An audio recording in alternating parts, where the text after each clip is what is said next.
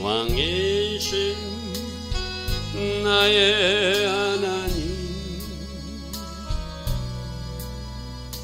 내가 주를 높이고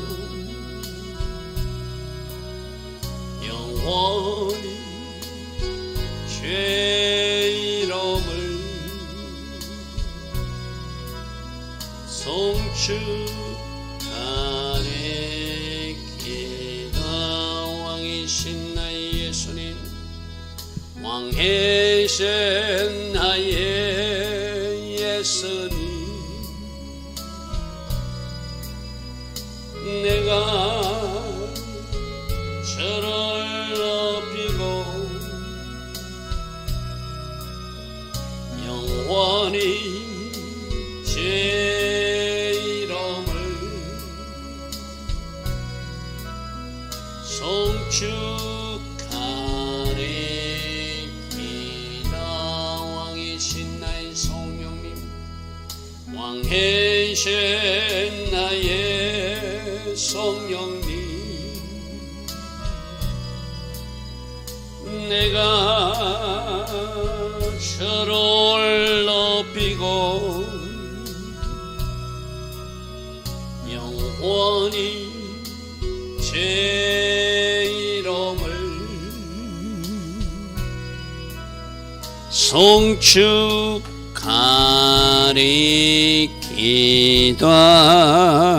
아멘.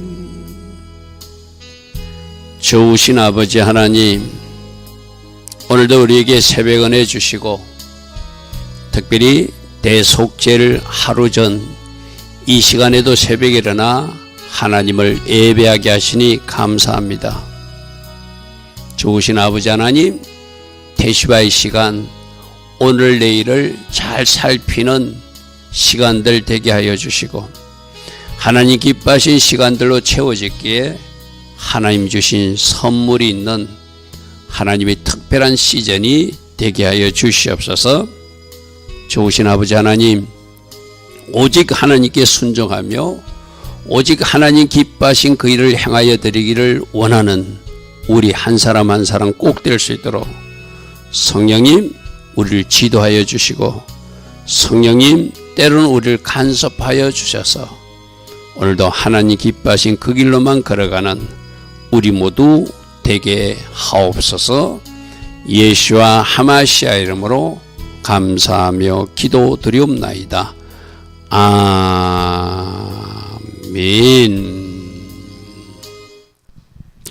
오늘도 새벽에 일어나 하나님을 예배하는 여러분 한 사람 한 사람을 축복합니다. 우리는 특별히 내일 새벽에는 대속죄일 예배로 다 같이 모여서 예배할 것입니다. 어쩌다 보면 우리 시간을 잊을 수가 있어요, 그죠? 그러니까 내일입니다. 10월 2일 날 우리가 새벽에 모여서 지난 그렇게 40일 동안 엘루를 한다라고 티슈를 1일부터 10일까지가 이제 묶여져서 하나의 결산이 끝나는 시점이 내일이에요, 그죠? 오늘과 내일 집중 테슈바 회개의 시간을 갖때 테슈바가 뭐라고 그랬죠? 결국 하나님께로 돌아가는 거라고 그랬어, 그죠? 말씀으로 돌아가는 것이다. 그래서 잘하고 있는 것들은 살리시고 혹시라도 여러분이 말씀이 이탈된 부분이 있다면 말씀 안으로 내 자신을 밀어넣는 그 일을 오늘 내일 중에 잘 할 수 있기를 바랍니다. 그래서 이건 예행연습이라고 그래서 그죠? 해마다 이런 예행연습하다가 언젠가 주님 오시는 그날 우리 구원과 속죄가 확정되겠죠. 저는 어제도 친구가 몸이 아픈 거 폐암으로 지금 4기 진단을 받은 그 친구가 서울 아산병원에 온다는 이야기를 듣고 제가 이제 가서 만났어요. 제가 만나는 이유는 뭐죠? 어찌하든지 하나님을 붙들고 병도 고쳐져야지만 천국 가야 되니까, 그죠? 그래서 만나자마자 이 친구가 진짜 중학교 때 보고 청년 시절에 좀 보고 그동안 서로 연락도 안 하고 저는 이 길로 오면서 우리 세상 친구들 연락하는데 이 친구들이 아프다는 소식을 듣고 제가 이 친구를 좀 찾아가 봐야 되겠다 해서 저도 갔었거든요. 다행스럽게도 하나님이 그 아들을 사랑하셔서 저는 친구들을 아픈 친구들 만나러 가면 그냥 아무 말 없이 어깨에다가 손을 얹어가지고 그냥 본인이 뭘 느끼게끔 하거든요. 어제도 그 친구가 그 CD 촬영실 앞에서 잠시 기다리면서 제 친구야, 네 손 좀 만져보자 이러는 거. 왜 그러니까 지텅이 뜨겁다는 거예요. 네 손을 만지면 안 뜨거운데 왜 등은 뜨겁지? 그래, 그게 하나님이 너를 초청하는 사인이다. 하나님이 나 여기 있다고 내게 보여주는 거다. 어제 마지막 제가 집에 인천 따님 집까지 이래 데려다 주고 왔는데 그 집에서 제가 마지막 기도하고 올 때는 울면서 기도를 받으시더라고요. 그래서 하나님이 뭔가 일하시겠다.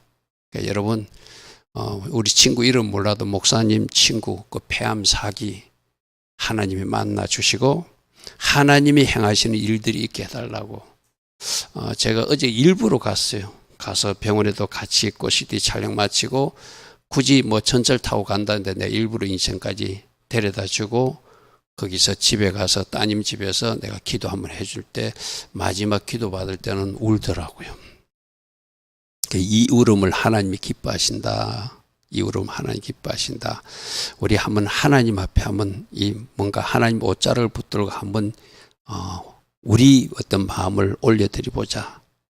그러고 왔거든요. 그 친구는 오늘도 아산병원에 가서 또 나머지 CT 촬영을 하루 더 하고 오늘 내려갑니다. 그리고 10월 13일 날 그 CT 촬영 결과를 보기 위해서 올라온다 하더라고요. 그래서 그날도 우리 한 만나자 그러면 만나서 하여튼 간에 내가 만나서 하는 건 뭐죠? 할 수만 있으면 하나님 이야기 전하고. 그래서 어제 그 친구가 저보고 그러더라고요. 너 친구로서 나를 만나러 왔나? 목사로서 만나러 왔나? 이러더라고요. 당연히 친구로서 만나러 왔지. 그렇지만 내가 아는 하나님을 네에게 조금이라도 알려주고 싶다. 그렇게 하고 왔습니다. 여러분들도 오늘 하루의 삶 속에서 이 일을 하나님 기뻐하신다 싶으면은 행하시라고 제가 오늘 이런 말을 하는 거예요. 어제 육체적으로는 새벽 기도 끝나고 아침 8시 반에 출발해가지고 어제 저녁 때 대가지에 돌아오는 하루 종일 피곤한 시간이기도 하거든요. 그러나 하나님이 기뻐하실 것 같다. 그죠? 여러분들 그런 주변에 섬길 사람들이 있을 것 같아요. 잠시 서론이 길었습니다. 지금 우리가 해야 할 일은 어찌하든지 하나님 기뻐하신 일을 해보자 이거죠. 그죠? 자, 오늘 역대하 4장 말씀에서도 이 성전 기구를 통해서 하나님은 뭘 말씀하시는가, 우리에게 뭘 전달하고 계시는가, 그것을 우리 한번 살펴보겠습니다. 4장 1절입니다. 솔로몬이 노수로 제단, 이 놋제단으로 만들었다는 것은 거기다가 번제단을 만들었다는 거예요. 그래서 그 길이가 20규빗, 너비가 20규빗. 성전의 규모에서 정방향, 또 정사각형 모양으로 만드는 것은 완전성과 절대성을 상징한다고 했었죠. 저 번제단은 뭘 상징하죠? 십자가에서 죽으신 예수님을 상징하는 기구거든요. 그럼 예수님이 속죄는 완전한 속죄고 예수님의 십자가 희생은 우리를 위해서 온전하고 절대적인 속죄의 은혜니까 그 십자가 붙드는 사람. 여러분 아도니아가 반란을 일으켰을 때 어떻게 했죠? 나중에 그 번제단 뿔을 붙들면 살려줬거든요. 우리도 마찬가지예요. 지금도 예수님을 붙들고 십자가 붙들면 살아나거든요. 할렐루야 하면.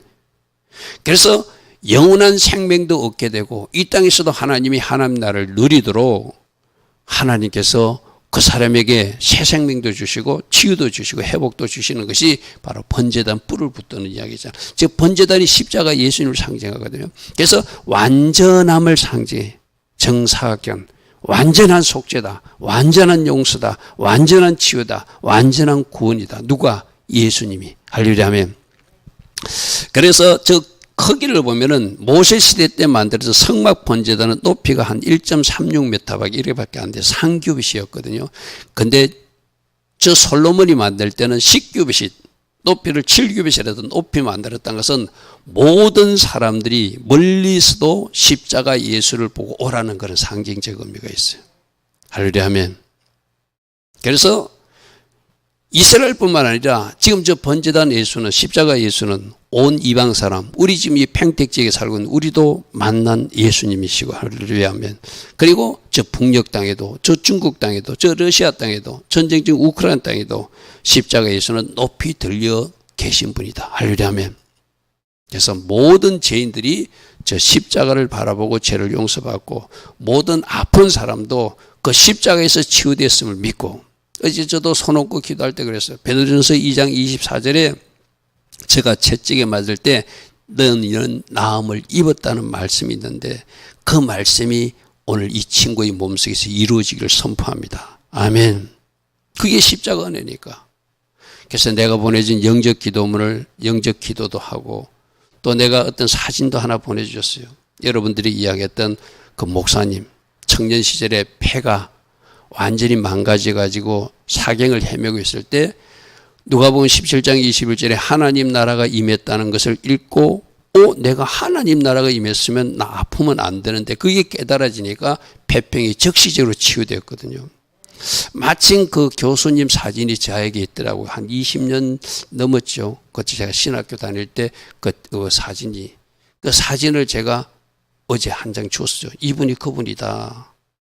이분을 낫게 하신 하나님 나도 치유해달라고 이야기해라. 할렐루야 하면 그게 바로 십자가의 능력이거든요.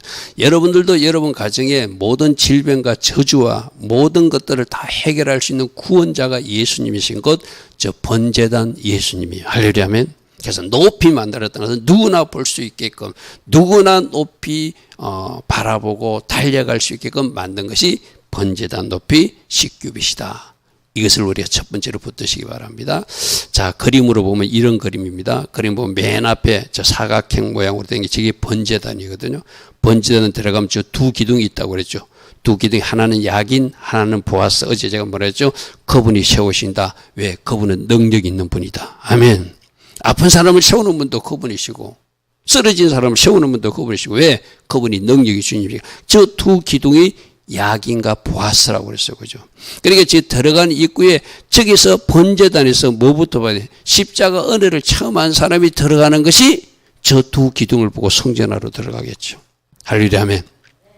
자, 그 다음 말씀 봅니다. 노를 부어 바다들을 만들었다는데 구약의 성막에는 물두멍인데 이 솔로몬 성전은 두 가지 기능, 놋바다하고 물두멍 두 개를 만들어요. 쉽게 말해서. 그래서 놋바다는 제사장이 몸을 씻는 하나님 앞에 들어가기에 손발을 씻는 어떤 의식으로 사용하고 물두멍은 번제물, 제물을 씻을 때 씻는 것으로 두 가지로 용도를 성막에는 물두멍 하나밖에 없었죠. 그죠? 그래서 그 물두멍은 물로 씻는다. 말씀으로 씻는다. 말씀으로 우리를 거룩하게 씻어주시는 예수님의 사역을 상징한다고 해서 다 번제단의 성막의 모든 기구도 예수님을 상징하듯이 솔로몬 성전도 마찬가지예요. 아까 솔로몬이 임의로 십규빗 한 것이 아니라 그 십규빗 높이도 누가 만들었다? 하나님이 설계도를 누구에게 주었다? 아버지 다윗에게 주었다 이랬어요. 그죠? 하나님이 이번엔 더 높이 만들어서 모든 사람이 이 번제단 십자가 예수를 보게 만들라. 그런 영적 의미가 있거든요. 그래서 놋을 부었다는 것은 제사장들을 씻는 거. 우리도 날마다 말씀으로 우리를 거룩하게 씻어야 돼요. 할렐루야 아멘. 말씀 읽다 보면 이것도 잘못됐네. 이것도 잘못됐네. 이것도 잘못됐네. 그런 것을 우리가 느끼게 되잖아요. 그죠? 저 놋바다는 바로 십자가 예수님을 만난 사람들이 이제는 말씀으로 물으로 씻어서 거룩에 힘쓰라고 하는 그런 것을 상징하는 거예요. 할렐루야 아멘. 자, 그래서 뭐 구조는 뭐 이렇게 몇 규비다 이것까지는 몰라도 이것이 뭘 상징하는가? 제사장이 손발을 씻듯이 우리들은 말씀으로 날마다 내 자신을 씻어야 된다. 할렐루야 아멘. 우리 예수님도 그랬어요. 베드로를 만나서 발을 씻어 줬어요. 그죠? 그러니까 나 씻을 필요 없는데 아니야. 온몸을 씻어 달라고 해서 아니야. 너는 온몸 씻는 것이 아니라 나 예수를 믿었을 때 온몸을 한번 씻었으니까 이제 더러워진 손과 발을 씻으면 돼 하면서 발을 씻어 줬어요. 그죠? 그러니까 우리도 날마다 이 세상에 다니다 보면은 나도 모르게 생각으로도 죄짓게 되고 마음으로도 또 어떤 행위로도 죄짓는 거 그거 어떻게 날마다 말씀을 보면서 말씀으로 보혈로 씻으라는 의미가 저 놋바다를 상징하는 예수님의 사역이시죠. 자, 그 가장자리 아래는 돌아가면서 소 형상이 있다 이랬는데 11개상에는 방 모양이 있다 이래 됐어요. 그죠? 방 모양이 맞을 것 같아요. 그 밑에 12마리 소가 바치고 있는 것은 다른 것이니까 뭐 자세한 구조는 여러분이 몰라도 좋겠습니다. 그래서 그 다른 성경에 11개상에는 소가 아니라 방 모양으로 했다. 이걸 왜 이렇게 표현했는지는 학자들도 캐션 마크예요. 일단 그건 참고를 하십시오. 자, 어디다가 저 높바다는 이치에 아까 그 입구에 들어가는 그 번제단 하고 나서 그 다음에 높바다가 여러분 보다시피 맨 앞쪽에 있잖아요, 그죠? 쪽에서 손발을 씻고 이제 그 제사장은 성소까지 들어가고 대제사장은 저 지성소까지 들어가는 그 옆에 물두멍 그림이 있잖아요, 그죠? 물두멍 저거는 재물을 싣는 양쪽에 5개씩 있는 그림입니다. 자, 그림으로 좀 확대된 그림은 이거예요. 높바다는 밑에 것처럼 소가 받치고 있죠, 그죠? 그다음 물두멍 이렇게 바퀴로 굴러가서 이동식으로 되어 있잖아요. 그래서 높바다는 제사장이 씻는 거고, 저 물두멍은 번제용 제물, 뭐 소나 양 같은 거 씻을 때 쓰는 것이다. 그렇게 이해하면 좋겠습니다. 그래서 우리에게 필요한 것은 저 높바다 물에다가 제사장이 씻듯이 우리는 날마다 말씀으로 씻고 보혈로 씻고 그런 어떤 씻음 사역을 우리는 기억하고 우리가 주님 앞에 나아가야 되겠죠. 자, 그 바다를 놋새 황소 12마리가 바치고 있다. 자, 제사장만 씻는 것이 아니라 그 어떤 씻는 사역을 마치 바쳐주는 것처럼 12지파, 12 황소는 12지파를 상징하거든요. 모든 백성들도 거룩해야 되죠, 그죠? 맞습니까? 그죠? 그 교회를 치면은 담임 목사나 전도사만 거룩한 것이 아니라 모든 성도들도 다 거룩해야 되잖아요. 그죠? 그걸 제 그림으로 12항소가 바치는 그림으로 표시해 놨어요. 자, 그 다음 말씀 보겠습니다. 그 다음 말씀 보면은 바다의 두께는 이런 크기, 뭐 한 송떼들이 굉장히 두껍게 가고 저기다 물을 얼마나 많이 붓는가 하면은 3,000바스를 부었대요. 11개 상에는 2,000바스로 되어 있거든요. 저것도 학자들은 왜 숫자가 틀리는가? 어쩌면 크기가 2,000바스만, 2,000바스만 해도 46,000리터거든요. 여러분들이 하루에 물 얼마 먹으라고 그러죠?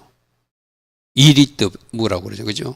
그럼 46,000 엄청난 물을 갖다 담아서 그게 씻는 용구로 썼다는 것은 상징적으로 우리에게 씻어야 될 것이 굉장히 많다는 것을 상징하게 되고, 그죠? 씻고 또 씻고 또 씻고. 근데 저 결국 물이 뭐라고요? 말씀이다.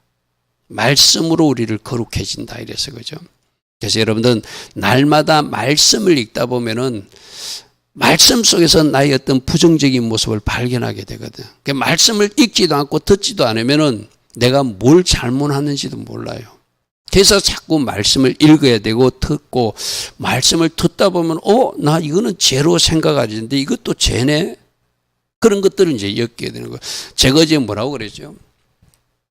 어떤 사람들은 내가 말씀을 막 찾아서 내가 듣고 싶은 말씀만 듣는다고 그랬어, 그죠? 그리고 교회도 내가 다니고 싶은 교회를 찾아다닌다고 그랬어요. 그러면 안 된다고 그랬어, 그죠? 하나님이 보내신 교회에 그것을 하마콩으로 생각해서 거기서 훈련받고 거기서 내가 양육받고 이래야지. 그런 사람들은 마치 내가 맛있는 음식 먹고 쫓아다니는 것과 똑같거든요. 내가 지금 그 친구를 만나서 그랬어요. 친구야, 너는 이제 아마 음식도 먹어야 될까 안 먹고 있어야 될지 뭐 분명히 있는 것 같아. 내가 잘 알지 못하지만 잘 지키고 있나 이러니까. 근데 꼭 아픈 사람이 먹지 말라는 그 음식을 먹고 싶다는 거예요. 그래서 자기들 가족들 모르게 자기가 살짝 먹는데, 그래서 내가 그러지 마라. 좀 한번 참아봐라. 우리하고도 똑같아. 우리도 꼭 들으라 하는 말씀은 안 듣고 내가 듣고 싶은 말씀만 보면 내가 이상한 비대증 환자가 되는, 당뇨병 환자가 되는 거예요. 그죠? 어제 그 친구도 자기가 나한테 이야기하면서 이 묻고 싶을 때는 내가 묵는다는 거라. 그러지 말고 한번 참아봐라.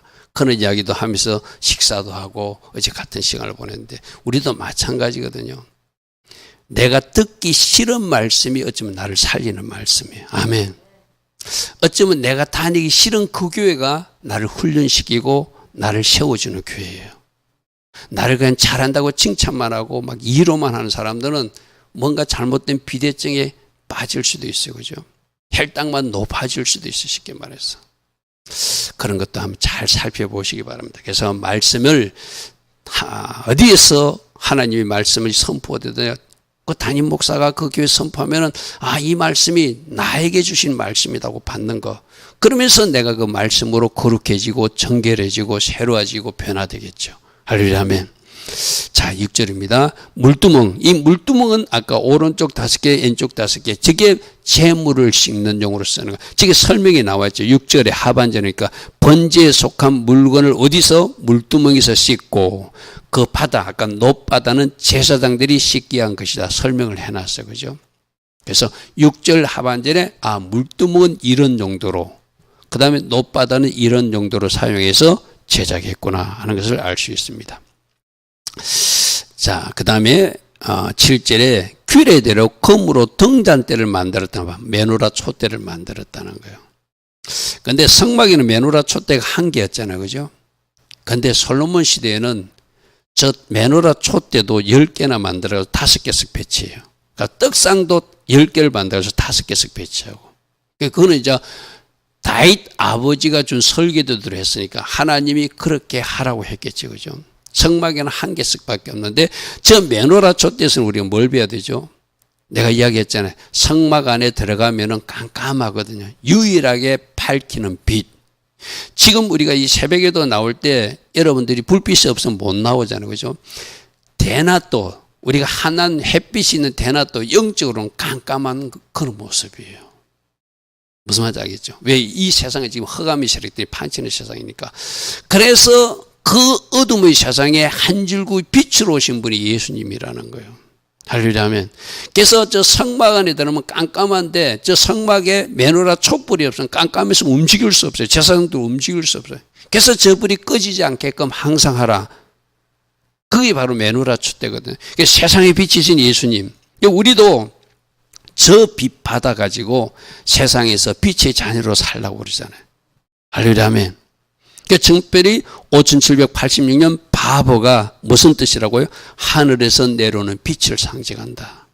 우리 각자인 그 빛을 쏘아주었기에 내가 빛의 자녀답게 살 수 있게끔 하나님이 그 빛을 공급해 주신다. 그런데 세상 사람들은 어떻게 한다고요? 자꾸 그 빛을 보고 도망가 버리죠.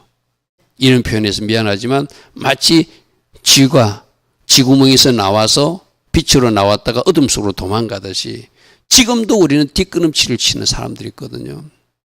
뒷걸음치는 사람들, 자꾸 빛으로 나와야 돼요. 내가 빛으로 나오게 되면 나를 빛의 자녀로 바꿔주시는 분이 그분이 능력으로 바꿔주는 거니까, 그죠? 그래서 바보가 뭐라고 그랬죠? 그분의 빛을 받고 그분이 능력을 받아서 살아가라고 5780년. 그저 메노라 촛대는 빛이신 예수님을 상징해요. 저것도 양쪽에 5개씩, 10개씩 배치한다. 그림으로 보면 이런 모습입니다. 이건 상상도지만 메노라 촛대가 1개가 아니라 5개 왼쪽에 배치하고 5개 왼쪽에 배치하는데 떡상하고 이렇게 같이 배치해놨어요. 그죠? 저런 그림을 참 좋아요. 즉 가운데 있는 것은 제사장이 옆에 있는 것은 분향단입니다. 향 피우는 그런 장소의 그림을 만든 것입니다. 그 다음에 상, 이거는 떡상. 떡상에는 떡 12개를 올려놓거든요. 떡 12개 이스라엘 12지파에게 말씀을 공급하시고 또 육적인 필로도 채우시는 하나님이라는 것을 상징하거든요. 여러분 가정에 먼저 말씀을 공급하기를 원하세요. 그죠? 날마다 일용할 양식을 주기를 원하죠. 이 새벽 말씀도 일용할 양식으로 우리에게 주셨을 거예요. 그죠? 이거 반드시 먹으셔야 되고, 그 다음에 여러분 육적인 것도 우리 주님이 책임지시는 분이에요. 내가 늘 이야기했잖아요. 성막 안에 들어간 사람은, 예수 믿고 그 문을 통과한 사람들은, 성막 안에 들어온 사람들은 하나님이 책임지시고 보호하시고 공급하신다고 그랬어요. 그죠? 그 공급에는 여러분 집에 마땅히 있어야 될 것, 족하게 누리게 하시고 하나님이 재앙도 당하지 않도록 보호하시고, 그것이 하나님 교회자에게 주시는 복이라고 그랬어요. 할렐루야. 아멘. 여러분 그렇게 채우신 하나님을 믿으십시오. 아멘. 여러분들이 가정의 필요를, 그래서 내가 그 이야기 했잖아요. 마태복음 6장 33절과 34절처럼 채우시는데 우리는 자꾸 내가 원하는 것만 기도하지 말고, 우리 솔로몬이 하나님 기뻐하신 기도를 하니까 솔로몬이 구하지 않는 부도지도 기도 주고 영광도 주었다 이랬잖아요. 그죠? 우리도 마찬가지로 하나님 기뻐하신 기도를 여러분 올려드리면은, 네 기도가 기쁘다.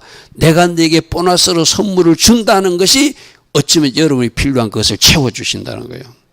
마태복음 6장 33절 34절도 마찬가지예요. 네가 하나님 나라와 그를 먼저 구하면 이 모든 것을 네게 더해 주신다고 그랬잖아요. 그죠? 여러분, 저 채우시는 하나님, 바로 떡상에 떡 12개로 우리에게 보여주고 있어요. 그걸 어디 두는가? 내전 안에 뒀다는, 저 내전이 바로 성소를 이야기하는 거예요. 5개는 오른쪽에 두고 5개는 왼쪽에 두는데 어떻게 하라고? 저기다가 메노라 촛대 하나 놓고 떡상 하나 놓고, 메노라 촛대 하나 놓고 떡상 하나 놓고. 좀 배치는 구약의 성막구장은 좀 틀려요. 양쪽에 놨는데, 그죠? 한쪽에다 5개씩, 한쪽에다 5개씩 그렇게 배치하는 거예요. 자, 제사장 뜰과 큰 뜰과 문도 만들고 문짝에 놋을 입히고, 그 바다는 성전 오른쪽 동남방. 그게 위치 어디에 둘 것까지 하나님이 다 솔로몬에게, 다윗에게 지시했다는 거예요. 그죠? 그러니까 크기, 무게, 위치 다 하나님이 손으로 다윗으로 설계도를 그리겠다. 그래서 그림으로 보면 이래요. 저 동남방에 있다는 것이 저 앞쪽에서 성전 쪽에서 보면 오른쪽, 우리가 들어가면서 보면 왼쪽에 저 앞에 놋바다를 배치해놓고 물두멍은 저렇게 배치하게 하고, 저 성소 안에 조금 전에 봤던 메노라 촛대, 향단, 또 떡상을 배치하고 그 안에는 법궤를 배치하고 그런 구조로 되어 있다는 것이죠. 그래서 여기서 복잡한 구조보다 저 놋바다는 말씀 사역을 상징하고, 번제단은 예수님 십자가 사역을 상징하고, 메노라는 세상에 비치신 예수님을 상징하고, 떡상은 공급하신 영적인 것도 공급하시고 육적인 것도 공급하신 예수님을 상징하고, 그 분향단은 뭘 상징하죠? 우리를 위해서 중보기도 하신 예수님을 상징하고, 그 법궤는 뭘 상징하죠?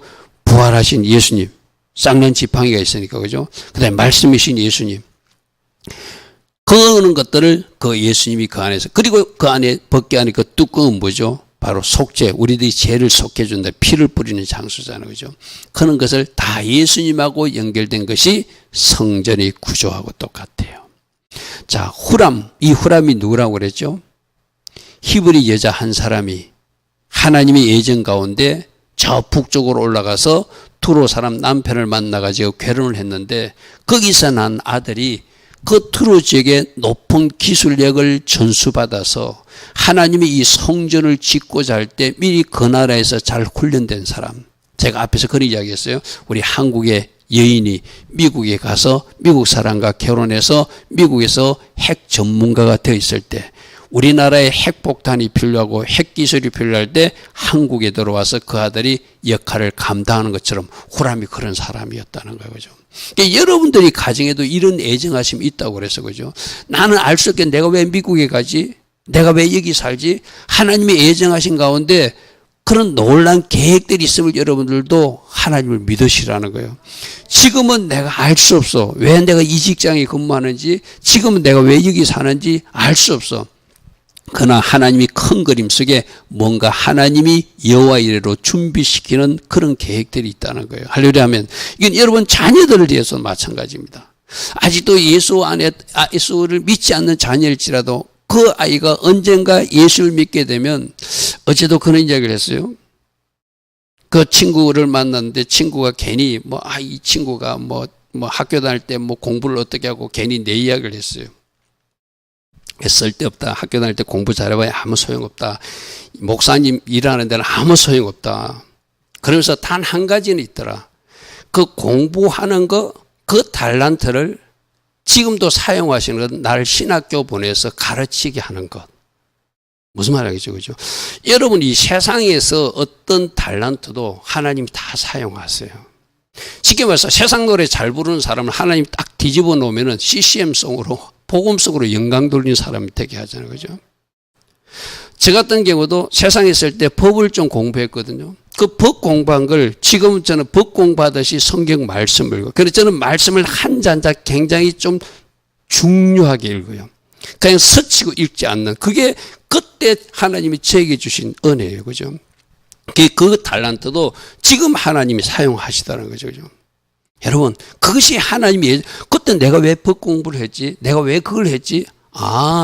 그 하듯이 성경도 그렇게 하나하나 뭔가 작고 하나도 놓치지 말고 또박또박 잘 보라는 그 배움이 그때 제게 주신 어떤 하나님의 은혜였던 거죠. 여러분도 마찬가지. 지금 저 후람 같은 사람도 이렇게 성전 건축에 유대인의 피가 흐르는 한 남자가 성전 건축에 쓰임받을 줄 몰랐을 거예요. 그죠? 어쩌면 지금식으로 말하면 저 후람이 그 두로 지역에 살면서 엄마는 왜 이쪽에 아버지에게 시집 와가지고 나를 호넬인으로 만들어가지고 이쪽 사람에게도 내가 갈치밖에 만드냐 이랬을 거예요. 그죠? 근데 하나님이 결국은 그가 거기서 기술을 익혀가지고 성전 건축하는데 여기에 보내가지고 누구보다도 귀하게 쓰임받는 사람이 되게 하죠. 저 사람 때문에 모든 기구를 제작하고, 물론 이쪽에 유대인들도 도웠겠지, 그죠? 저 사람이 지도자의 위치에서 그 일을 감당하게 하셨다는 거예요, 그죠? 이게 하나님의 놀란 섭리고 경륜하심이에요, 그죠? 아멘. 그가 솥도 만들고 부삽도 만들고 대사를 만들었고, 이와 같이 후람이 솔로몬 왕을 위하여 하나님이 성전에서 할 일을 다 마칠 수 있었다. 물론 큰 그림으로 하나님이 하게 하신 것이죠, 그죠? 하나님이 하게 하셨지만 그렇게 쓰임받는 후람도 복된 사람이다. 할렐루야, 아멘. 나는 여러분들이 하나님 앞에 쓰임받는 그 일들을 꼭 할 수 있기를 바랍니다.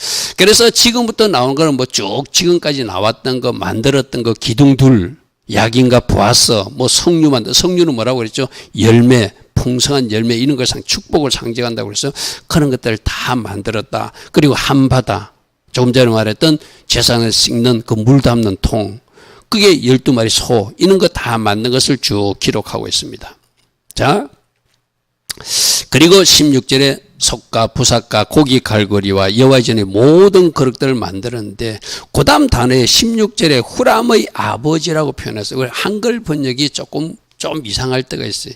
이거는 후람을 아버지라고, 후람의 아버지하면 후람 아버지, 그럼 두로 사람을 이야기하는 그 이야기가 아니고 후람을 아버지처럼 여기고 이스라엘 백성들이 지도받고 그에게 조언을 받았다는 뜻이에요. 그래서 여러분 성경에 그렇게 표시해야 돼. 나의 아비 후람이란 뜻이야. 우리들을 지도해 준 후람이에요. 이스라엘 백성들 보면 와서 이렇게 제작하자, 이렇게 제작해야 된다고 가르쳐 줬잖아요. 그래서 나의 아버지 역할을 했던 후람, 이런 뜻이에요. 무슨 말 알겠죠? 한글 번역에 후람의 아버지라면 자기 어머니 남편, 그러니까 자기 아버지 이야기인가? 그 이야기가 아닙니다. 저 뜻은 스승과 좋은 자로서 뭔가 제작했던 후람 이야기를 저렇게 표현했어요. 솔로몬 왕을 위하여 빛나는 놋으로 만들 때 진흙으로 그거 뭐랍니까? 털을 만들어야 되잖아요, 그죠?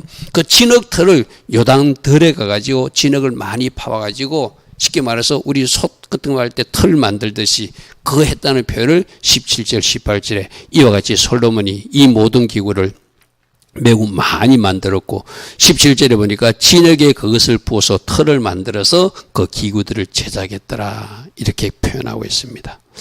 이와 같이 솔로몬이 이 모든 기구를 매우 많이 만들었으므로 논무기는 능히 청량할 수 없을 정도로 금도 은도 모든 기구, 저 많은 물량도 누가 다 준비하게 하셨다?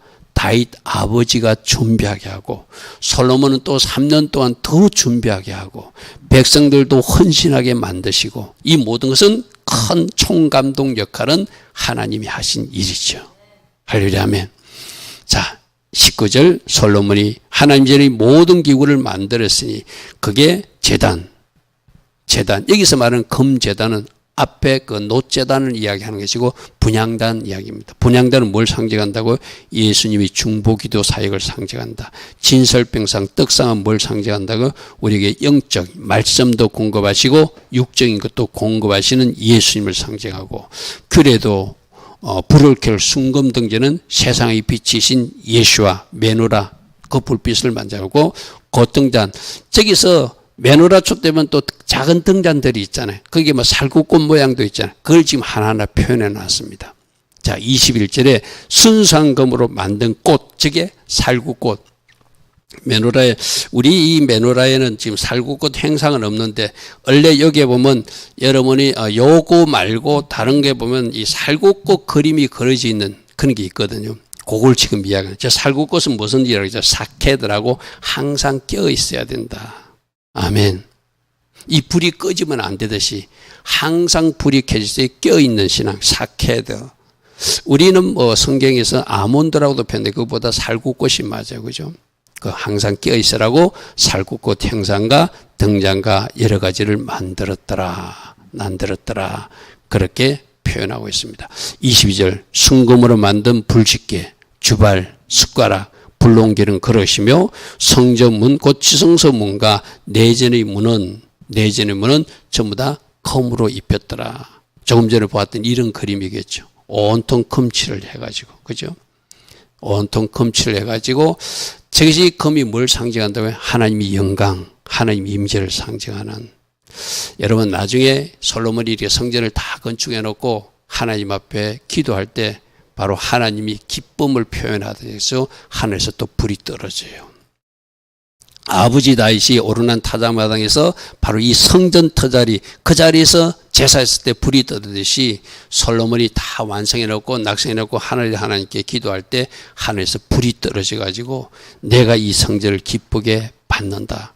그리고 앞으로 이런 일이 있을 때 네가 이곳에서 기도하면은 내가 응답할 것이다. 약속하시거든요. 그죠? 초반에 솔로몬은 참 잘했어요. 순종하고. 이제 뒤에 가서 좀 문제가 생겨서 그렇죠. 그죠?